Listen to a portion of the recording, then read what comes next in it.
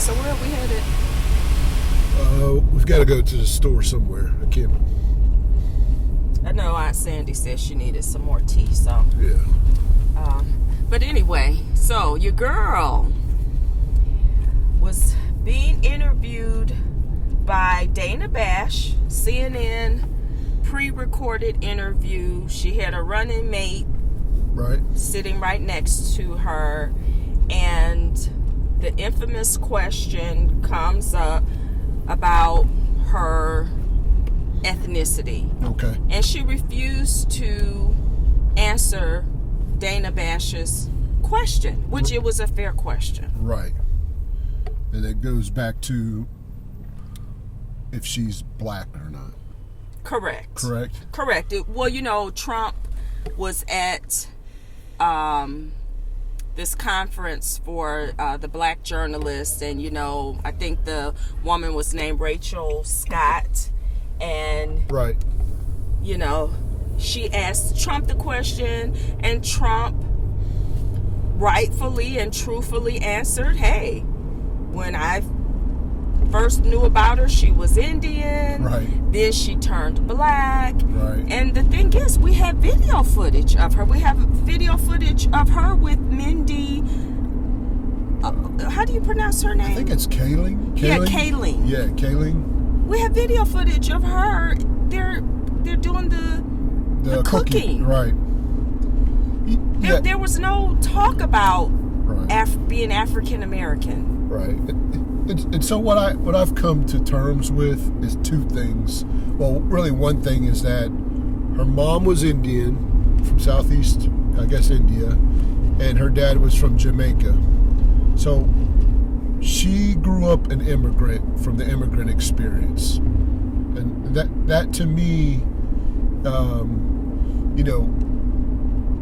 is really important because as a foundational black American, she has never had our experience.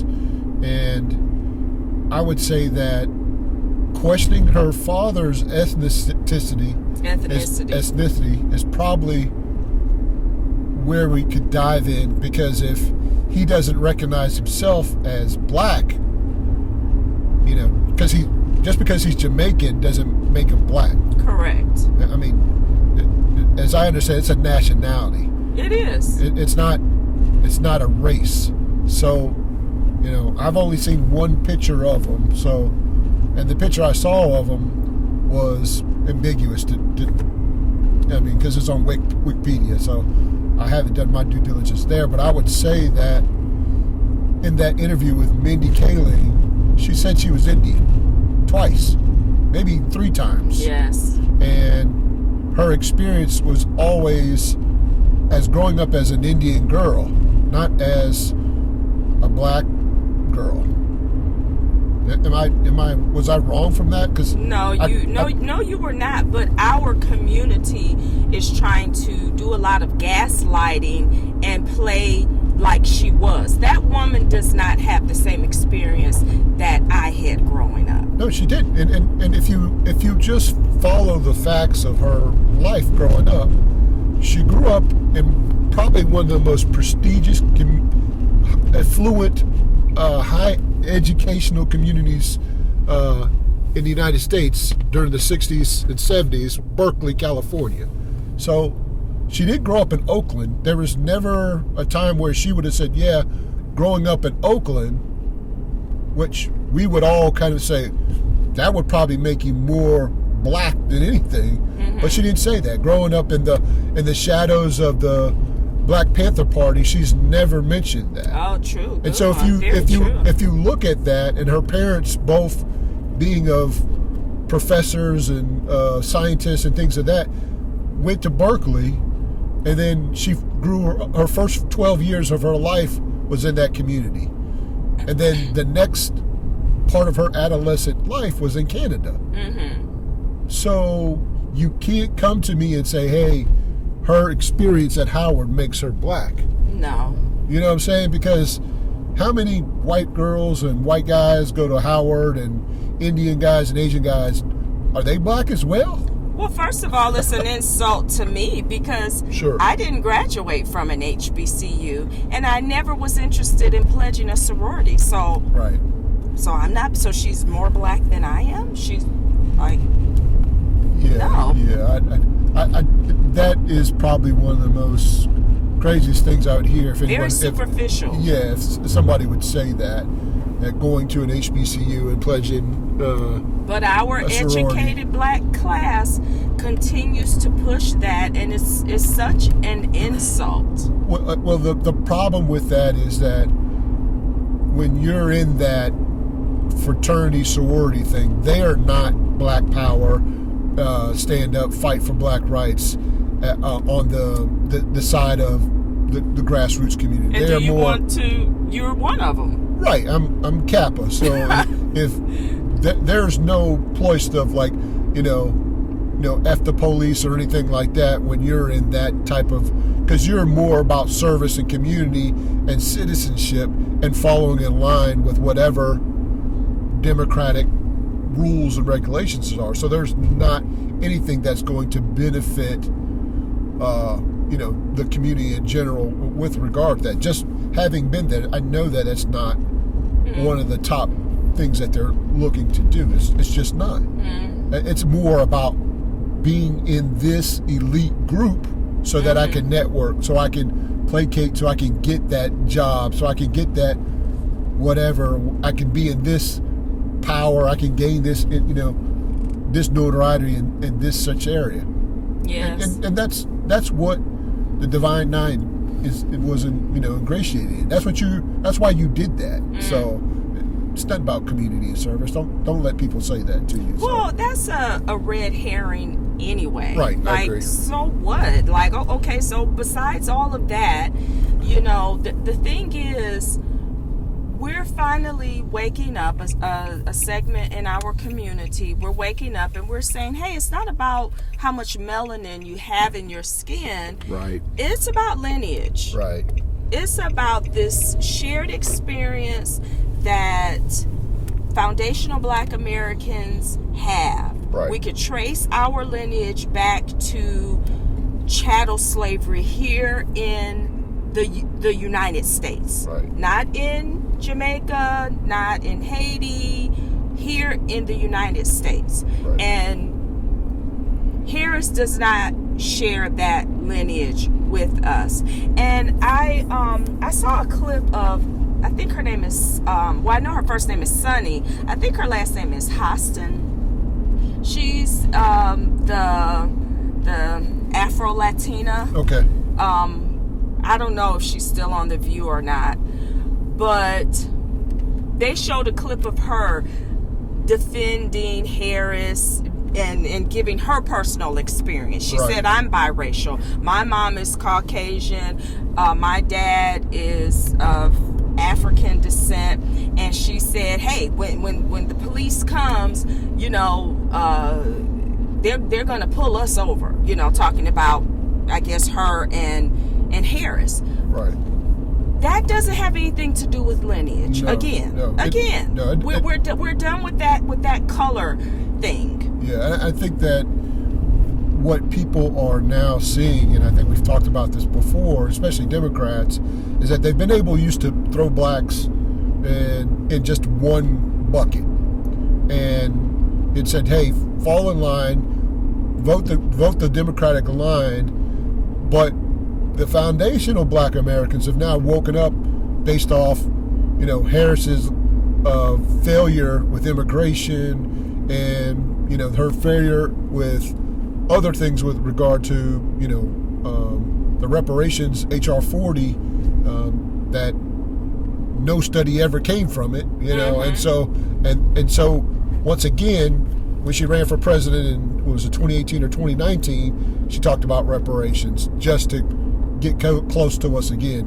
And now it's come back up again that she's supporting that. But this time she's supporting a commission. So it went from a study now to a commission. So there's still like this effort, and that's why we don't trust her. It's a stalling tactic. Well, not only that, but that's what folks that don't have your, they don't have your good, they don't have good interest. Their best interest at heart, especially for your community, because they're not of your community. Well, it goes back to being an immigrant. Correct. When I watched her with Mindy Kaling in the kitchen cooking their South Indian food, right, there was a bond that they shared. There was this connection that they shared, and it's an immigrant connection. Right, 100%. And I agree with you because. And Dr. Claude Anderson talked about that 30 years ago. Yeah, he definitely did, and he talked about that. About what was the book? I think it was Black Labor, White Wealth. Black Labor, White Wealth. Yeah, and he talked about hey, that we need to start, and this was 30, almost 40 years ago now. The book came out in the 1990s, but I would say that Dr. Anderson probably did research for at least 5 to 6 years prior to writing that book to have that type of evidence to say that, hey, that immigrants are coming into this nation to benefit off what we've had laid down for them without anything to give back to it, and we've given it to them basically this free citizenship with a whole bunch of candy on top of now housing, free money, and all this kind of good stuff that just isn't. It's just not appropriate for. Well, he talked about that. The interesting thing is, and he called it a free lunch. He did. He called it a free lunch, and it started with the European immigrants and the Asians and the Hispanics, and here it is, we're in 2024, and the Democrats are in power right now, and they are getting housing, so that there is a bill that's possibly going to pass where they're going to have a no down payment assistance. In California. And just imagine the wealth that is going to be created off that for folks that have never. In California. Yeah, especially in California. I used to live there. I think the medium home average there is at least $1 million. Oh yes. At least $1 million, and if you're giving 20% of a down payment. Oh wow! How nice! Holy crap! How nice is that? I mean, that could be upwards to almost $200,000. Yeah, and how do you do that? How do you let and that's what Dr. Claude Anderson talked about in his book. How do you let someone come in and leapfrog ahead of the people who built this country? Right. Okay, our ancestors, they built this country, free labor.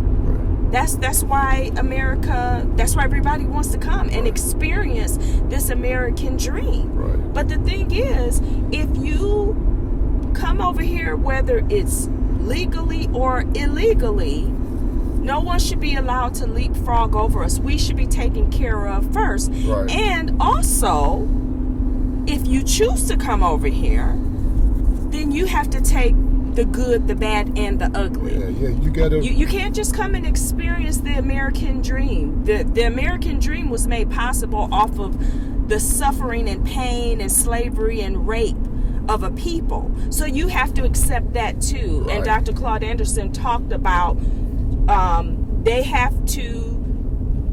you would have to pay those reparations back. You would have to be a part of whatever if you're taxed, you're an immigrant and you're taxed, that money would go to revitalizing the impoverished ghettos. Right, and he basically said that, and we're already set up for that. And he talked about in the book about the Immigration Act of 1990, and he basically said that we're set up now that folks that want to migrate or immigrant, come to the United States have to invest, anywhere from, $500,000 to $3 million, $500,000, $3 million. But that money's, if we modeled something similar, that if you wanted to come here, those monies then would be reparations back to the black community and the black ghettos, but also as advancement of that money to Foundation Black Americans as cash payments, because once again, what immigrants have today, Asian, Hispanic, white, just off the backs of slavery and off the backs of Black Foundation Americans that took all the heat early on. Oh, yes. So it's just... Harris, going back to Harris, her family didn't experience that. Well, it's... You didn't. Her parents didn't even experience black codes. Yeah, and the thing is that that's the immigration experience. It is. And that's why there's a disconnect of people of now that Foundation Black Americans they don't have a connection with her. They can see right. We can see right through it. It's because it's an immigrant experience. And even if her father was Jamaican or of African descent from Jamaica, there's still a disconnect there, because the lineage part that we talk about all the time is that there's a disconnect there. Exactly. And then if you in those homes, they're not saying, "Oh, look at what the Black Americans have done for us." No. They're saying, why can't they pull themselves by their bullshit? We're here, we're getting our education. We're getting our education and we're bettering our lives. What's wrong with them? What's wrong with them? And that's the household she grew up in. And now you want to try to play like you're one of us. Right. No. And that's why she's not getting my vote. Right. That's why she is not going to get my vote. I don't have a connection with her. If someone ever questioned my blackness, my lineage, I'm not going to say next question. Yeah, First of all, it was a long pause. She laughed, she deflected, and then said next question. No, the average FBA will be like, I'm black and I'm proud. Yeah, I think she's hurting her. She's hurt herself because she hasn't come out and just said, "Look, I'm Indian American." Just stay with that. Like if you would have went with that, and just said, "Hey, I feel, for African American. I have some, possible, lineage, or I have some, intersections of life of dealing with racism or what you guys had to go through. But my lineage is Indian. But I'm here to, represent or be an ally." But no, it's this. I like you said, I want to be black when it's beneficial to me, and I think that's what Black Americans that are now coming to realization. Hey, we voted for just a black guy before. We sure did. And we put him in office for 8 years. I did. And we got nothing from it. I'm guilty of that. And we got nothing from it. And that's why I'm not going to be fooled again. Right, and and we've learned from that, but they don't want us to learn. Like the Democrats that are in power now don't want us to learn from that. Like, hey, wait a minute, we're putting another black face in front of you. Yeah, who cares? But we learned from that. This time we actually do really want something. And we're actually not scared asking questions. Yeah, that's right. We're actually asking questions. And Steve Harvey and Ricky Smiley and D.L. Hughley, you entertainers that Malcolm X warned us about. You all aren't going to shame me to ask questions. No, you won't. Yeah, I could care less what you all think. Yeah, I'm good. I feel like I've made a decision with Kamala, and I don't see it changing. I'm still on the fence with Trump, but right now I'm not going to do anything at this point until more information comes out. Yeah, so anyway, the next question to Dana Bash, that was not a good look. Oh, and then I want to say this before I say my piece. Right. I didn't like how Dana said, like when she was posing the question. Right. She was like, she said something about, this is your core identity. She used the word core. Yeah. Dana, what are you talking about? Well, What are you talking about? This is your core identity. No, the hell it's not. Yeah. No, it's not, Dana. So Dana, you're a Democrat shield as well, because what was that language? yeah, That's not her core identity. yeah, that's this thing that white folks do that want to be this quote unquote ally for black Americans, and so they call themselves trying to help when they really ain't doing nothing but jacking stuff up. So I mean, that's all they're doing is that you don't just stay out of it. Like you, Exactly. like your ideas and thoughts about what we are Exactly, Dana. are limited to white privilege. Yes, Dana. Yes, And Dana. so as you try to drop some sort of Yes. inference of, you know, Yeah. your core do this, Your core and your core identity. identity, you're really just, you know, deeply just trying to sway, you know, whoever that you're cool with black people. Yes. Yeah. So I don't. We're seeing through that stuff too, though. See, I think that if you watch those CNN things and you watch Fox and you go back and forth, Yes. you see it happening on both spectrums. Yes. You know what I'm saying? You see it happen on both spectrums, and like you said, now black people have always asked questions, but now we're asking questions and wanting something in return from it, and the Democrats are not happy with that because they don't have anything, Yeah. especially for black folks. Nothing. They have nothing for you. But they have EBT cards for for They got all free of money, these, everybody else. for illegal immigrants. They're not even citizens. They got money for everybody else. Do you know how hard it is to, you know, save up for a down payment for a house? It's ridiculous. So you're essentially giving these people cash, and you know what? I'm glad it's happening. Yeah. It could not have happened at a better time. Like we have the proof of what they're doing in Oregon Right. and California Right. for the immigrants. Right. So I'm glad that this is happening right before an election. And, you know, we're going to do our next podcast on what's going on with the reparations in California. But I'm glad all of this is happening because it's just, I'm just going to double down on, yeah, you all are not getting my vote because you all are giving cash to non-citizens and then telling us black people that, hey, next time. It's always next time. Harris says next question and the Democrat says next time. It's always next time. Always.